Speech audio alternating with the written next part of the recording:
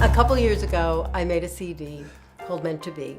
A preeminent jazz reviewer made reference to the fact that I reminded him, in terms of my phrasing or the sound of my voice, with this great singer, Irene Kral. I didn't know who Irene Kral was, and I, of course, came to understand that she is an icon in the jazz world. Experiment. Make it your motto day and night. I've been playing music for 40 years, but 25 professionally. I've worked with Quinn now for probably about 4.5 years, and we have very different sensibilities. We each come from different kinds of musical backgrounds, and I really feel as if I've learned so much. Sometimes it's groovy and right on the beat. Working with Lauren is always a joy because she is so interested in making good music. We go in with the trio and we get everything down together, really. And Lauren sang along, and for the most part we used what she sang right there. We added cello later.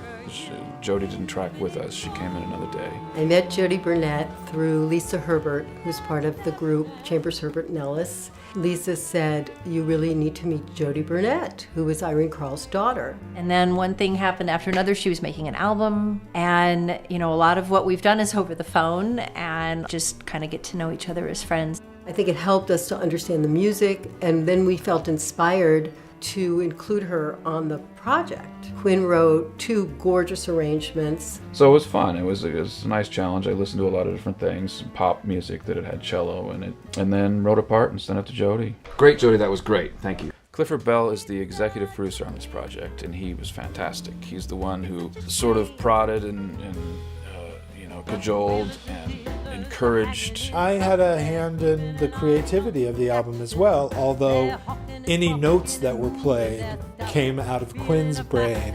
He is the master musician. Wheeling and dealing in various large and small things. He's a phenomenal musician, the master Quinn Johnson. He's a really creative guy. He's utterly professional. Lauren is a musician, so she can go learn things. She can go sit at the piano and teach herself things to sing, which is so helpful. You don't have to pull things out of the singer that they can't seemingly understand, because Lauren does understand. She's a musician. And Quinn, who I think takes a tremendous amount of pride in what he does, doesn't throw his ego around. Gazing at stars. You want to hear how many versions of the same song, the same tempo, the same groove, or should we do it a different way? Rock me to sleep. Okay, so Rock Me to Sleep is a tune that Irene did that is not a standard, but it was done as a swing, and so we took it the other way. But it was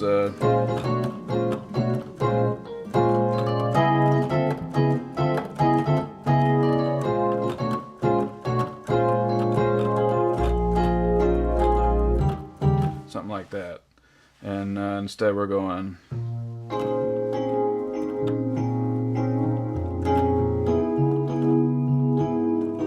Bossa Nova. That's really all I did, is do the whole thing slower and turn it into Bossa Nova and do some chord changes. Rock me. The trio for this record is Ray Brinker on drums and Trey Henry on bass, who are both world-class musicians. There's a lot of space for musicians to play on it. I don't want to sound ridiculous, but you don't get much luckier than this. Better than losing your head.